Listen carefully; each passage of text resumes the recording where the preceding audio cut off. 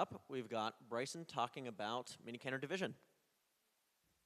Thank you. So, yes, that's right. We're going to be looking about 6 ways to implement divisibility by 3 in miniKanren. This is written alongside with Jason Hemann, my professor who's here with us, and Brett Schreiber. He couldn't make it, but he's an independent researcher based in Philadelphia. So let's begin. So a few things I want to cover in this talk is what's the difference between the mathematical relation and its corresponding defrel, looking at exactly how you can implement a relation and how doing it different ways affects both its performance and its answer set. We're going to do this through looking at divisibility mod 3 as our case study, and at the end we'll get into some benchmarks and metrics about our relations.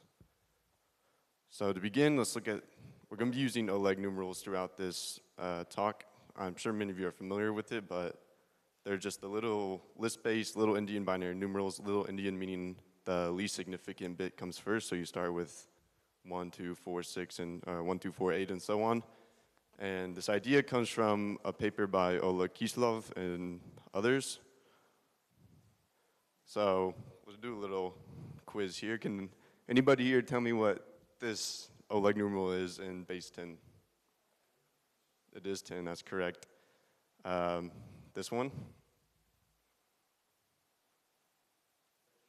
13, yes. This one's a tricky one. It's actually not valid because the zeros at the end, we need our most significant bits to be a 1. We can't end on zeros. So this one, we have a fresh variable in it, so this one can be either 2 or 3.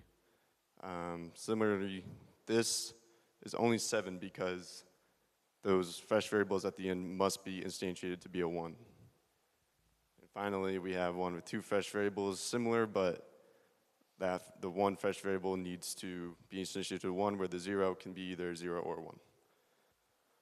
So throughout this, we're going to be using some implicit typing of these Oleg numerals. So we're going to represent partially instantiated terms in their reified forms. So we're going to assert that these terms are implicitly constrained to be Oleg numerals.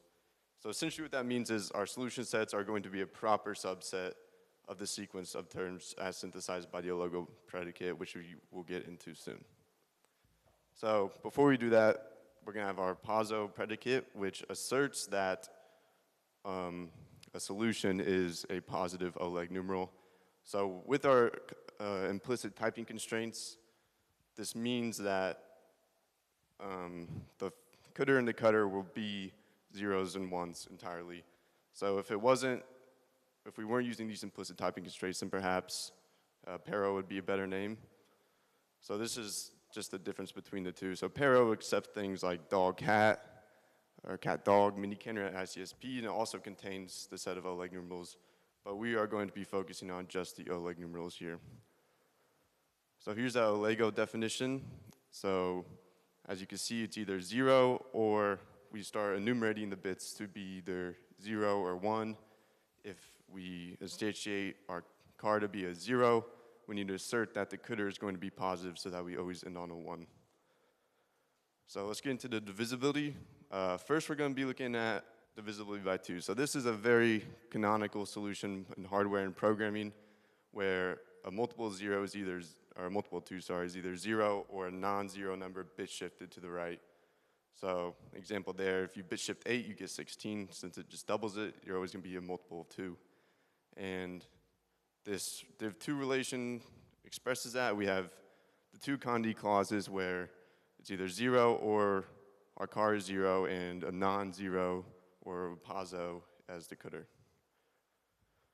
So getting into divisibility by 3, we're going to be using this arithmetic suite by Kislov et al. In the same paper.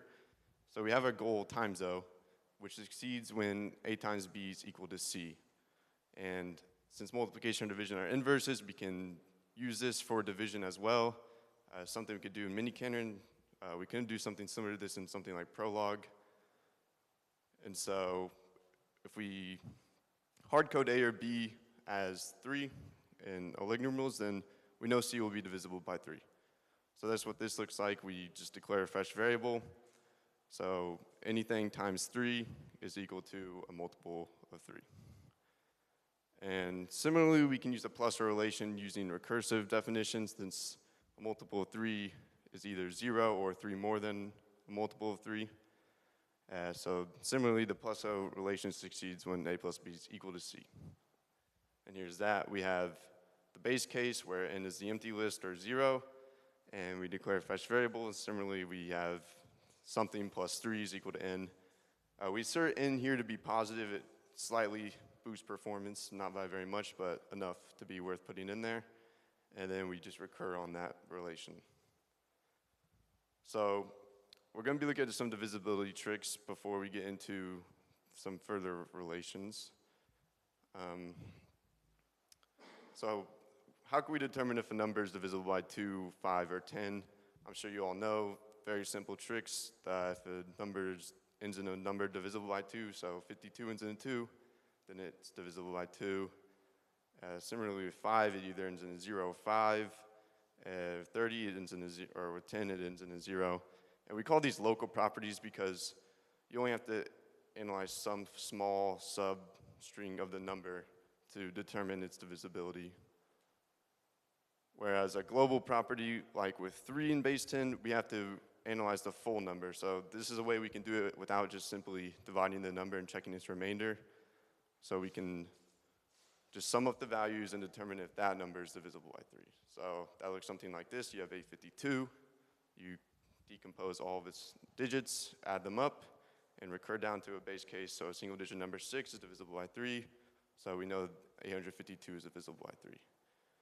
Similarly with this, we decompose 347, add up the digits, do the same thing. We get 5, a base case, and it is not divisible by 3. But why does this work is the question.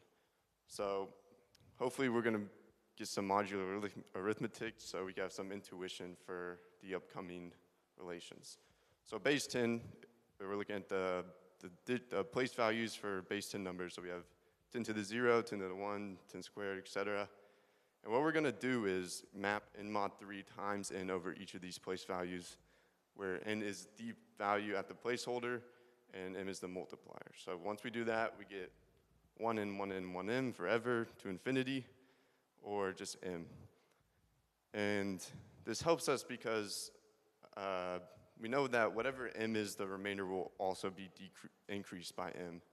So we can construct a number 1 bit at a time and keep track of the remainder as we go. So we start with 2, our remainder is 2.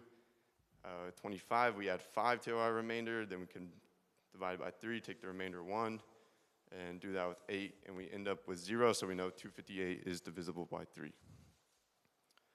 So doing this with our binary place values is similar, but it's not exactly, doesn't repeat at every single digit. It repeats every 2 digits. So this can tell us how to transition between states. It might be a little more complex, but we can still do it. So at our evenly indexed bits, if there's a 0, the remainder increases by 0. If it's a 1, it increases by 1. And at our oddly indexed bits, a 0 increases the remainder by 0, and a 1 increases the remainder by 2. So when you have something like this, you can, 2 bits at a time, you can easily determine how it's going to impact the remainder as you build your number. But this also leads us to show that a binary number is divisible by 3 if and only if the sum of its bits at the even indices minus the sum of the bits at its odd indices is divisible by 3. So I think it's pretty clear to see when they're exactly the same that they'll all cancel out. So when you have, say, 1, 1, those 2 would cancel out, plus 3, mod 3 is 0. And then if you have, for the even place values, the 1, if you have 3 more, then that's also plus 3, so still divisible by 3. At the odd indices, you have plus 2 times 3, it's 6, so divisible by 3. So using that, we can create some deterministic finite automaton, beginning with a 1-bit DFA. So we enter into what we'll call the accepting state Q1. A 0 will just loop back because 0 has no impact on the remainder at all. And we'll have 2 other states. Each of these represent when the number is not divisible by 3. We don't necessarily need to know whether we're at an even or odd index because we'll essentially just bounce back and forth between the 2. So it doesn't really matter because, And so we'll let Q2 be the state where you transition out of the accepting state with a 1, and you would go back with a 1 because those two cancel each other out. And similarly, Q2 to Q3 is that bouncing back and forth where we don't actually need to keep track of the parity of the index we're at. And that sort of leaves this 1 to loop back onto Q3. So here's what that looks like in code. So we have our base case, which is the empty list, and we'll accept that when we are in the accepting state. If not, we'll go through and instantiate the car to be either 0 or 1. If it's 0, we have to make sure the coulter is positive by throwing that poso D in there. And we have all of our state transitions in there that correspond to that DFA. And then also the wrapper function begins in the accepting state because 0 is divisible by 3. And here's what that output looks like. Pretty standard, it works, it's nice. It's very simple, but all the solutions are fully ground. So we can definitely do better than this. So here's what 2 bits at a time would look like. It's a little more complicated, but if you notice, we have the same state transitions back to being the 1, 1, and 0, 0 because those 2 bits cancel out. So what we can actually do here is not instantiate those 2 terms, and we can just stay at the same state. So that's what that orange line is doing. This +1 mod 3 is a simple just pattern matching relation to help us transition between states. And yeah, there's a wrapper as well. So here's what this output looks like. As you can see, we have fresh variables in our output, and what that means is our terms are representing more than one number, but all those numbers are divisible by 3. And so we can get into benchmarking. An obvious benchmark would be speed. So from this graph, you can see the multiplication relations are the slowest. The other ones look very similar, but we have these jumps here at powers of 2. So you can see around 1,000, that'd be like 1,024. You see a big spike. Near 500, you have 512. There's a big spike, similar to 256, and so on. So we could basically discard these multiplication relations because they're just slow, but that's partially due to the fact that they're a general relation they can actually implement any divisibility within. And here's our faster relation, so it's a little more zoomed in. From this, we can see that the plus relations are slow. I mean, they didn't look too slow compared to the times though, but they're a lot slower than our DFA approaches, which hover around 0 milliseconds. And this is a new metric that we are introducing in this paper. We call it reach. It's how many ground solutions are subsumed by the first I members of the solution sequence. So what that means is how many possible answers can we generate from the solution set if we instantiate every single term with our implicit typing constraints. And so a relation's reach is evidence of its freshness. If we have a relation that has superlinear reach, meaning it's the number of answers it represents is greater than the amount of answers you requested with your run, then it necessarily has these reified variables in it. And here's what that graph looks like. So our div3o even out relation that keeps bits fresh, its answer set goes a lot faster, like orders of magnitude faster than the DFA approach, which leads us to implement as the canonical implementation for this case study. So wrapping up, we saw a relational DFA that keeps bits fresh. We introduced this novel metric reach, and we went over some implicit typing constraints for relational arithmetic. In the paper, we have some more proofs and deeper explanations of these relations. Thank you.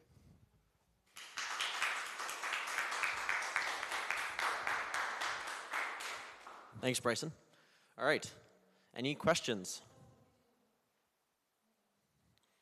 All right, I've got one. Have you looked at what this might look like for other numbers where you don't have a local constraint? So for example, I can't think of one for 7. Have you looked at any other numbers?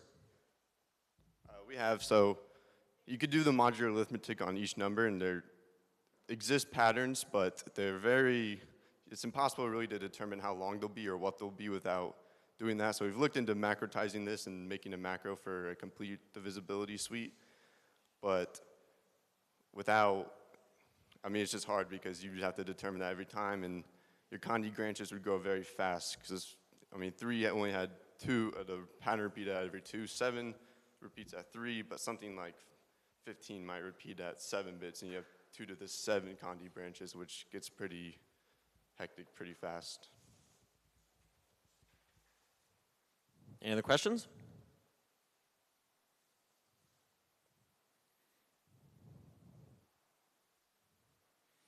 All right.